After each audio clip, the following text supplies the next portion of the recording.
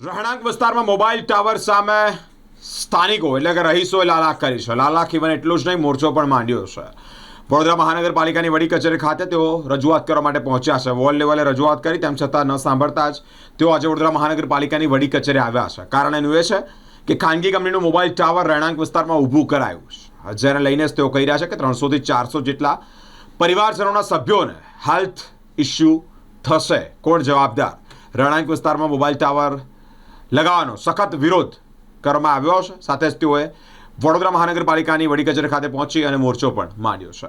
Corporation મુર્દાબાદ મુર્દાબાદ મુર્દાબાદ BMC corporation મુર્દાબાદ મુર્દાબાદ મને number લખાઈ દો, કાલુ ચેક કરો. સૌ કાલે મોકલી આપીએ છીએ. હા, બરાબર. परमिशन भी नहीं लेते आजू बाजू वाला कोई कॉन्सेप्ट नहीं कोई खबर नहीं पड़ती ये व्यक्ति वेरिफिकेशन पुलिस का છે કે નહીં મારે ના સર એક આ જે વ્યક્તિ છે ને આ માથા ભારી વ્યક્તિ છે. કોર્પોરેશન કોર્પોરેશન હાય હાય કોર્પોરેશન હાય હાય કોર્પોરેશન એક ખાનગી મિલકત પર મોબાઈલનું ટાવર લગાવવામાં આવ્યું છે અને તેને લઈને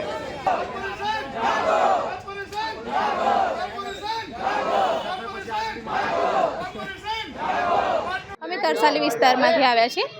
સોસાયટીની નજીકમાં સોસાયટીના જ એક ઘરમાં મોબાઈલ ટાવર લગાવવામાં આવ્યો છે, જેનો બધા વિરોધ કરી રહ્યા છે.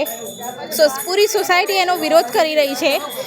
સોસાયટીમાં ઘણા બધા નાના બાળકો અને ઉંમરવાળા પણ રહી રહ્યા છે, જેના લીધે નુકસાન થઈ શકે છે. લોંગ ટર્મમાં ઘણું નુકસાન થઈ શકે છે. WHO પણ કહે છે કે મોબાઈલ ટાવર વિસ્તારની આટલી નજીક રહેવાથી કેન્સર ડિટેક્ટ ને ઘણા બધા હેલ્થ ઇસ્યુઝ થઈ શકતા હોય છે. તો એનો અમે બધા વિરોધ કરી રહ્યા છીએ.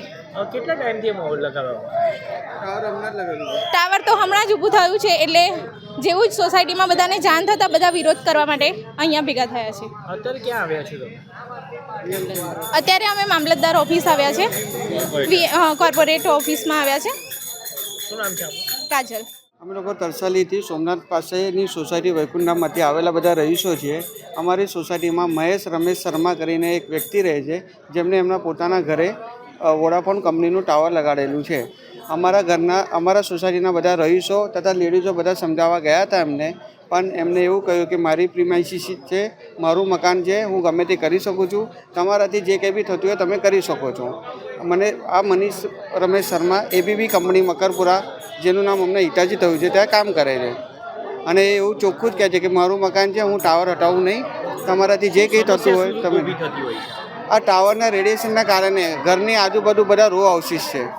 આજુબાજુ 500 જેટલા મકાનો છે. આ બધા મકાનોમાં એજેડ વ્યક્તિઓ, નાના છોકરાઓ, સગર્ભા સ્ત્રીઓ બધા રહે છે, જેમને રેડિયેશનની તકલીફોના લીધે ઘણા પ્રકારના રોગો થઈ શકવાની સંભાવના છે. એના લીધે અમે લોકો આ ટાવર સોસાયટીમાં રેસિડેન્ટલ ઇલાકો હોવાના કારણે આ ટાવર હટાવવાનું કહી રહ્યા છે. બીએમસીને મારું નામ યોગેશભાઈ છે. આ જો એક તરસાલી વિસ્તારમાં વૈકુંઠધામ આ જે સોમનાથની નજીકમાં છે. આ તમામ રહીશો ત્યાંના છે અને 500 ઘર આજુબાજુના છે. એક સાથે રો હાઉસીસ છે. એક વ્યક્તિ છે મનીષ શર્મા, સાચી વાત ને? મનીષ રમેશ શર્મા. હા, એ લોકો ઘરના ઉપર ટાવર વોડાફોનના લગાવેલો છે અને હાલમાં 1 વીક થયો એને વિરુદ્ધમાં એ રજૂઆત કરેલો 19 નંબર વોર્ડમાં. 19 નંબર વોર્ડના અધિકારીઓ કશું ખબર લીધા નહીં. પછી આ જે એનઓસી કેમ એને મળી ગયો છે કોર્પોરેશનની, ફાયરની એનઓસી એ લોકો મળેલું છે, અને મેડિકલના શું પ્રોબ્લેમ હોય આ કમિશનરને ખબર નથી કોર્પોરેશનની, whether they are qualified IAS or what, and who is giving the permission. वो प्रश्न એવું છે कि इतने लोगों को अगर छोटे बच्चे जो स्कूल में जाएंगे, जो प्रेग्नेंट वुमेन है, ओल्डन पीपुल्स हैं, उनको तकलीफ होगा तो जवाबदार कौन होगा? टैक्स हम भरें और आराम की ज़िंदगी एसी में ये रहें हमारे पैसे के बल पर. कॉरपोरेशन में मजदूर होते हैं और ऑफिसर होता है आईएएस, वो कॉरपोरेशन के स्कूल में नहीं पढ़ता है. यानी इस समय स्थिति ऐसी आ गई कि रजूआत के बाद भी अगर समस्या सॉल्व नहीं होती तो लोगों को आना पड़ता है. अगर ये भी सॉल्व नहीं होगा, मीडिया के माध्यम से अगर कमिश्नर साहब सुन रहे, definitely I am going to file a writ against him only, क्योंकि इसमें बच्चे के साथ साथ और लेडीज़ और सभी तरह के मेडिकल प्रॉब्लम भी एराइज होगी और लॉ एंड ऑर्डर सिचुएशन भी आएगा. ये मैटर फिर पुलिस कमिश्नर को भी हम देंगे. आपका परिचय?